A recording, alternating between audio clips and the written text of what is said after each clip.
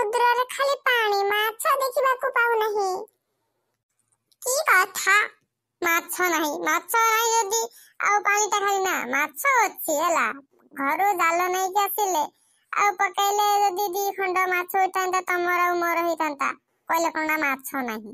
ମାଛ କଣ ଆସିକି ତମ ପାଖରେ ରହିବ? ମତେ ନେ ଖା, ରୋଷେଇ କରିକି ଖାରେ କହିବ ନା କଣ? ତାହେଲେ ଆଉ କଣ କରିବା? ଜାଲ ତ ନେଇକି ଆସିଲି, ପଳେଇ ଚାଲ ଏଠୁ, ଆଉ ରହିବିନି। ଭଲ ଲାଗୁନି ଟିକେ, ଜାଲ ଯେ ମୋ ପାଖରେ ନାହିଁ ନା। ମାଛ ଧରିଲେ ଖାଇଥାନ୍ତି, ମାଛ ବି ଧରିବି କେମିତି? କେମିତି ନେଇକି ମାନେ ପହଁରି ଧରିବି ନା, ସେ ହବନି। କୁମ୍ଭୀର ଆସି ସବୁ ଖାଇଯିବ ଆମକୁ। ପଳେଇ ଚାଲ, ଘର ପଳେଇବା। ହଁ ପଳେଇ ଚାଲ, ଆଉ ମତେ ବି ଭଲ ଲାଗୁନି। ପଳେଇ ଚାଲ, ଆଉ କଣ କରିବା? ଏଠି ରହିକି କିଛି ଲାଭ ନାହିଁ।